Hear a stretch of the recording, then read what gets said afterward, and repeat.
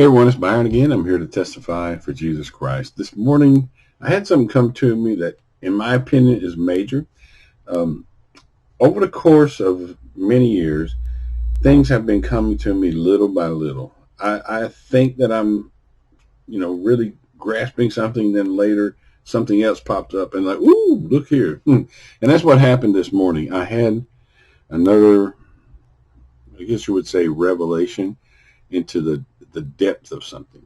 And I wanted to go over that. Um, what I was, what I have in the past described is a carnival. We live in a carnival, and by that, I mean you walk into this world, and you are entering into a place of many attractions. Something that can, this over here can grab your attention and hold it. Sometimes for a half century. If you if you live long enough, oh man, I was so caught up in sports, or I was so caught up in hunting. You see what I'm saying? Or there are small things that'll catch us away, from day to day and minute by minute. Oh man, I was just enjoying me some this kind of music. I was just enjoying me some that kind of music, and I just believe that we live in a carnival, and there are people in the carnival who are, they're vendors. They are people who, they are put on this earth to try to consume your time.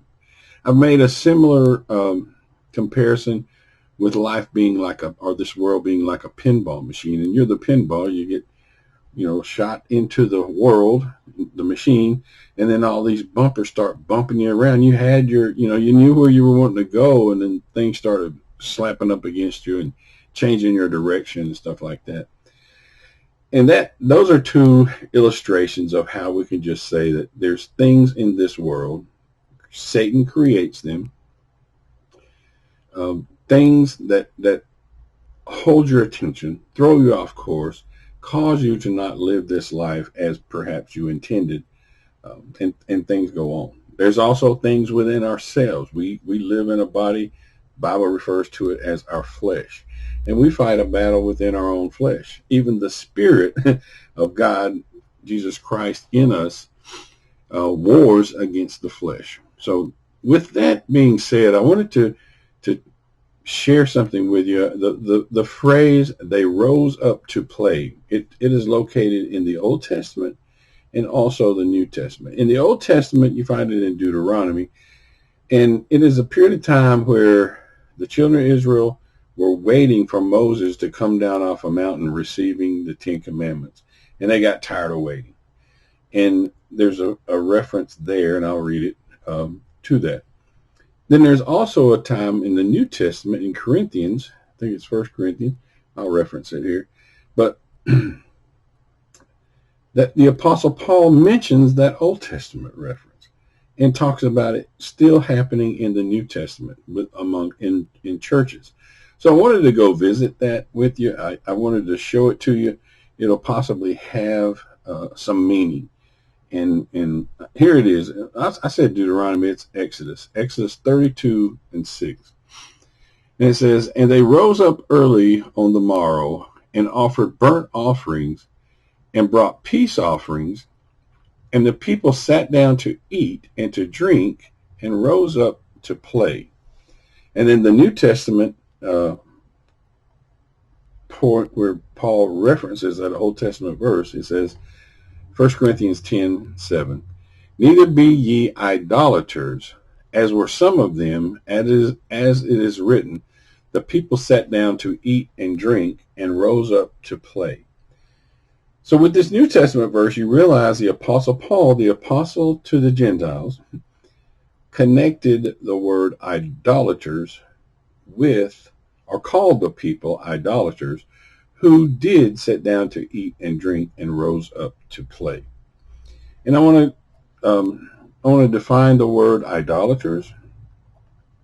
In the Strong's Concordance, it's the word G1496, and the abbreviated or the short definition is an image, idol, servant of, or worshiper, literally or figuratively. idolater.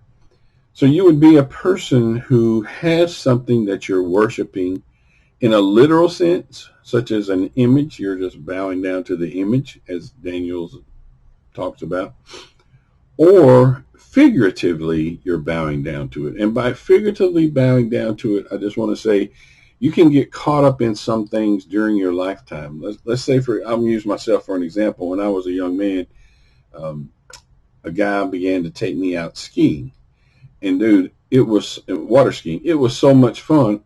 Every available moment that I had outside of what I already had going on with my extremely busy life, I wanted to go skiing. I mean, I literally spent a lot of time on the water. And to add to that, I can remember a song that was popular at the time that I was doing this. It was a song by a guy named Bob Seger.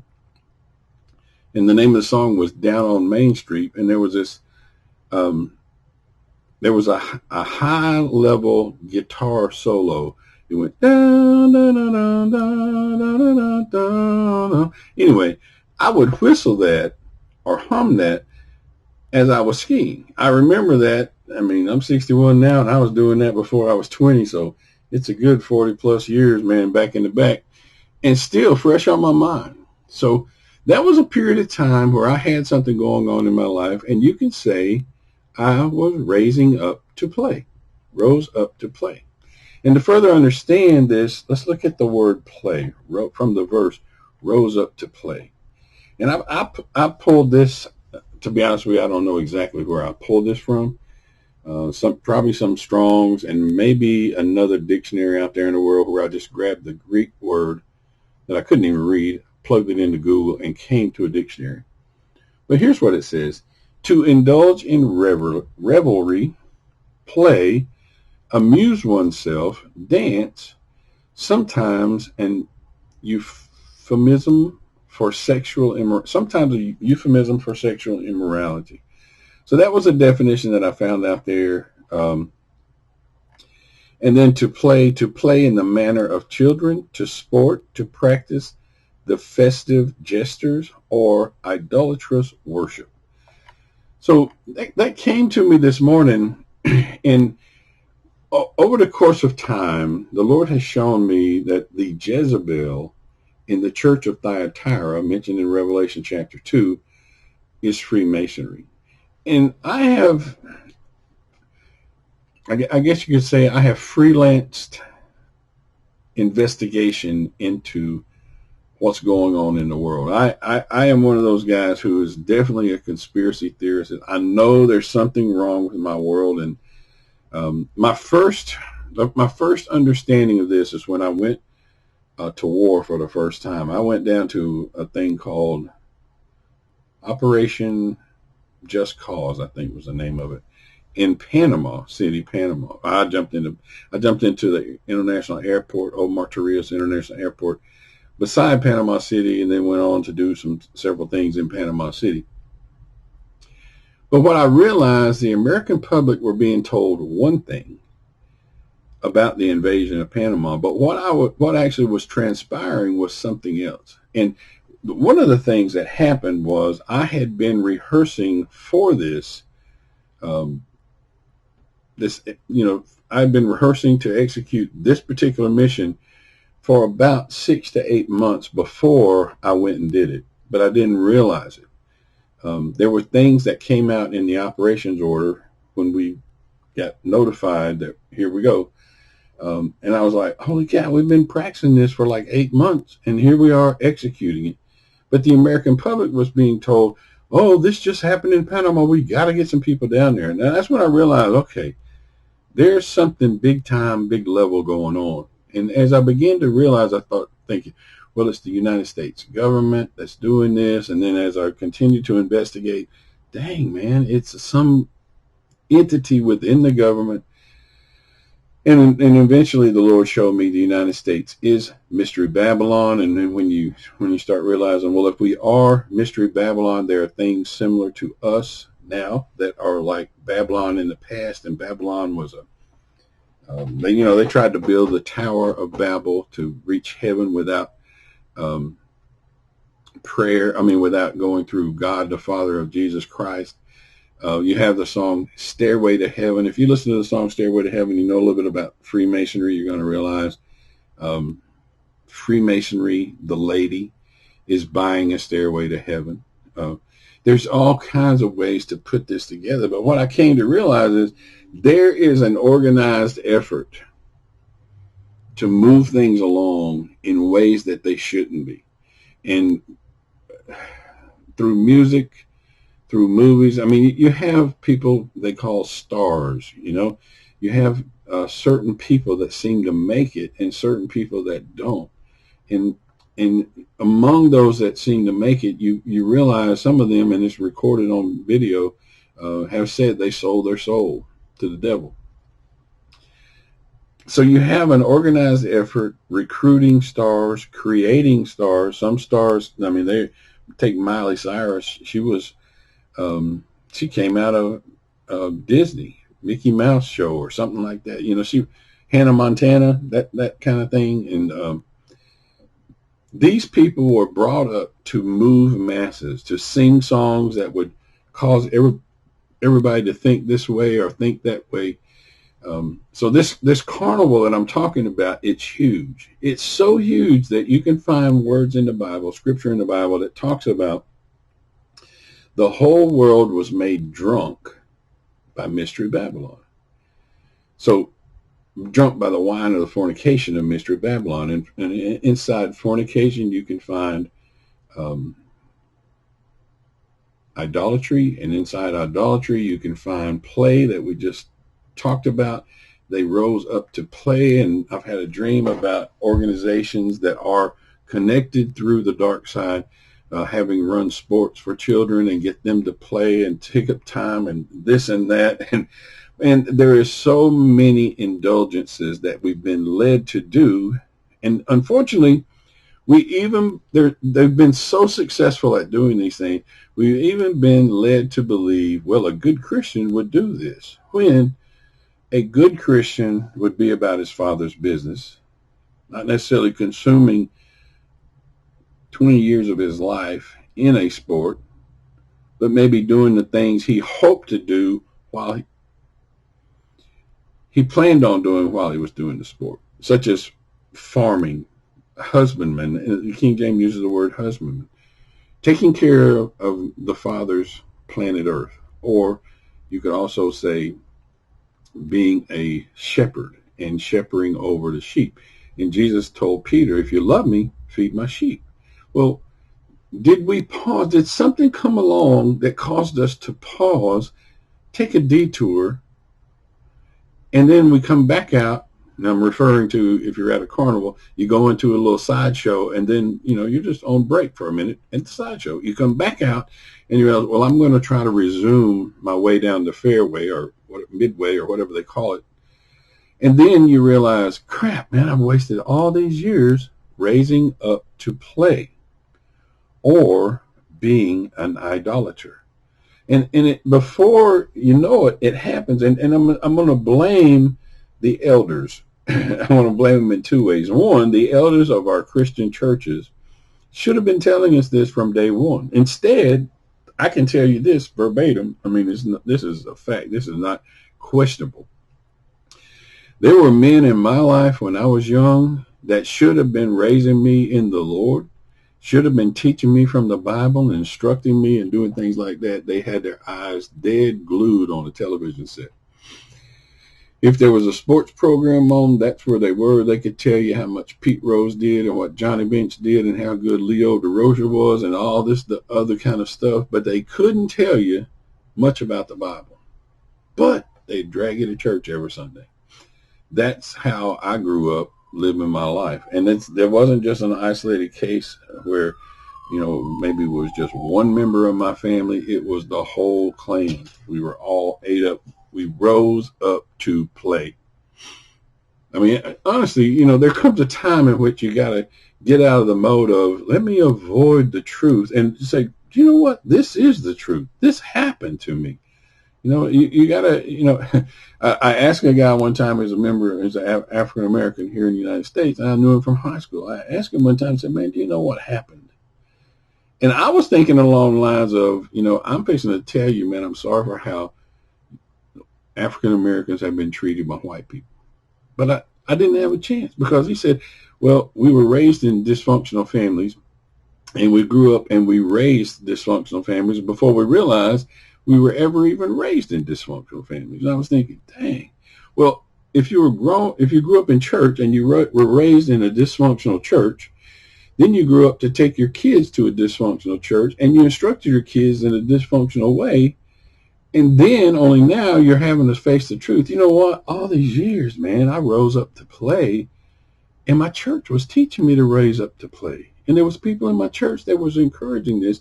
And you can go to Revelation chapter 2, just look at verse 20. We'll look at that just for a second. It says, notwithstanding, I have a few things against thee. Talking about the church of Thyatira, Jesus Christ states, I have this against thee. Because thou sufferest that woman Jezebel, and I've said that the Lord showed me that is Freemasonry, which calleth herself a prophetess, to teach and to seduce my servants to commit fornication and to eat things sacrificed to idols. You can go and you can look up fornication, and within that fornication, you're going to find there's some idolatry or playing the harlot. Practice idolatry in a figurative sense. So there was an entity in the church that practiced or encouraged people to practice idolatry, to raise up to play. Now, I just want to say this organizational structure of what I'm talking about. This is my theory. I cannot prove this, but over the years I have come to this theory. Biblically speaking, the tribe of Dan did not take their role as initially. They didn't take the land initially given to them, nor did they follow Jehovah, God the Father of Jesus Christ, like they should have. They walked away from their inheritance and went off to create their own city. They had Laish was the name of a city that they went up to occupy and then ended up naming it Dan. You can hear the words Tel Dan, and then from Dan to Beersheba, mentioned in the Bible. It was in the northern part of the children of Israel's camp or area in Israel. There's something to be said about the north. But there is some prophecies about the tribe of Dan. Dan shall judge his people. My personal belief that Jesus Christ, when he was here on this earth, he was moaning and groaning about the elders in Israel. He even told some of them, said, like the Pharisees, the Sadducees, and the scribes, and those kind of guys. He told them, this links it to judges people.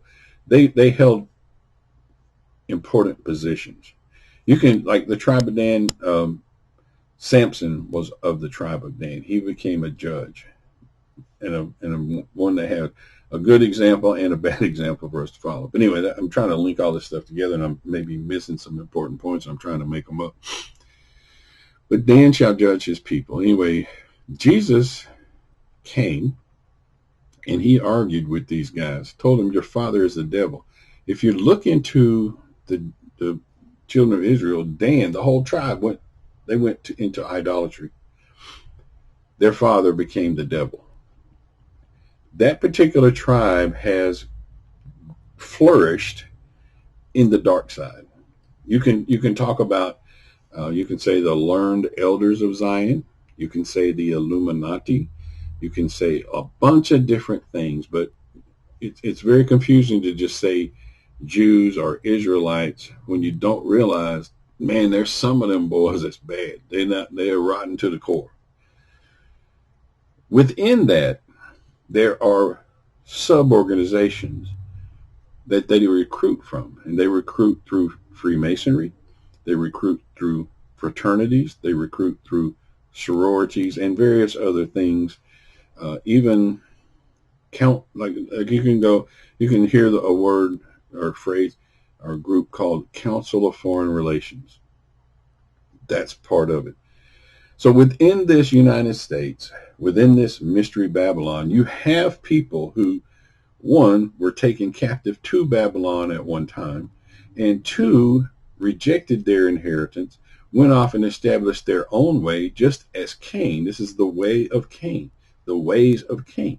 Cain went out of the presence of the Lord. The tribe of Dan went out of the presence of the Lord and created this judgment. And by judgment, I'm saying bringing bad things on people. Initially, they worked to teach people to commit fornication, to get people off track, instead of doing, like when Jesus told Peter, if you love me, you'll feed my sheep. No, dude, let's get this guy playing baseball, basketball, etc. for a big portion of his life. And then eventually when his joints are about worn out, he'll think, gosh, I should have been, excuse me, I'm shaking the screen. I should have been serving the Lord. You can serve the Lord while doing a sport, but you can't consume your life with a sport and serve the Lord. And that was a case with me.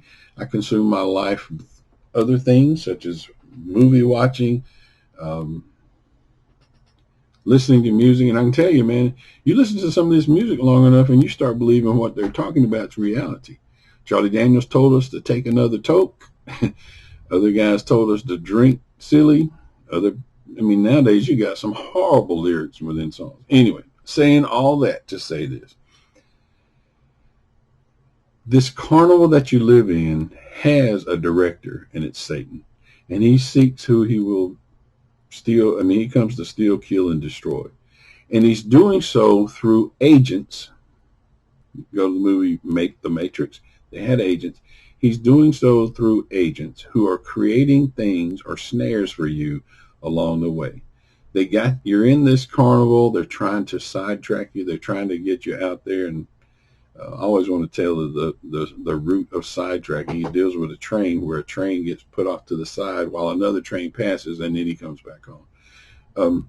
But they do things to derail you. They do things to sidetrack you. They do things to get you off the scent as if you were a good hunting dog. And this happens over and over and over. And you're not peculiar. You're getting bombarded just like your neighbor's getting bombarded. And someone has to come out of this. Come out of this, my people, and be not partaker of her sins. You have to come out and be solely focused on the Lord. Do not forfeit your inheritance, as Dan did. They're controlling a lot of things. You can't see them. You think, well, these are United States people running Congress. These are United States people running the city government. These are United States people in that organization down there at such and such hotel that meets once a month. But they're secret organizations within these things, and they're running things and they're doing things, and there are people assigned to your church whose purpose is to throw you off track. That's their sole purpose. They're not in church to worship Jesus Christ. They're in church to act like they're worshiping Jesus Christ so that they can throw you off track, get you into that ballgame. I can look back on my life. There were men, when I was a young man, there were men who took a particular interest in me. One would take me out golfing. Another would take me out fishing. Lo and behold, I found out that the one that used to take me out fishing was a Freemason. Now, he wasn't going to come out and say, hey, man, you need to join the Freemasons, but he was going to hang out long enough to where he got me perhaps sidetracked into fishing or asking questions. Well, hey, tell me about that. And, maybe recruiting me eventually. So this is a huge global conspiracy. And if you get to the point where you can see it, you can actually see it written in the Bible. The tribe of Dan is not going to be present in the book of Revelation. They forfeited their inheritance. They walked away from it.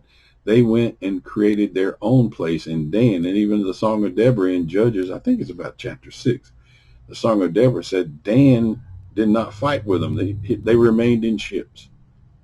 So this worldwide conspiracy is a subversive organization. John F. Kennedy, he was assassinated. He was assassinated after doing a speech where he said, there are those among us who use subversion. And dude, I'm telling you, it's here. It's here.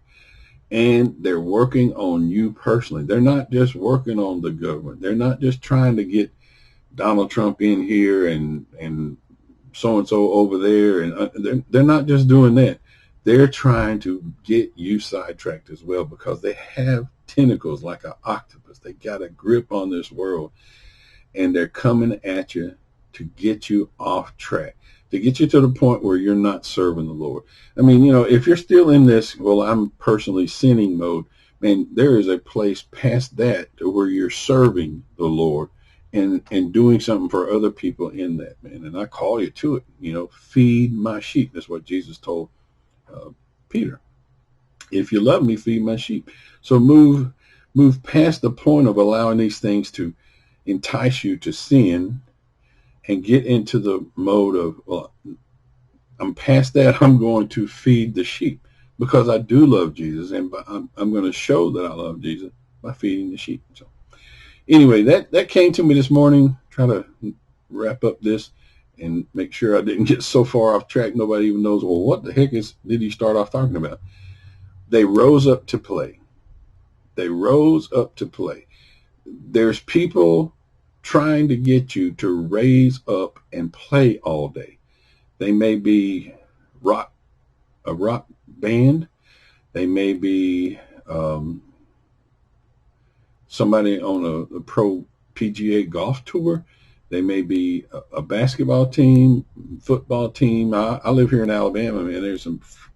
Alabama is known for football, especially college football, man. Dude, there's some people over here that rock as far as being fans of football.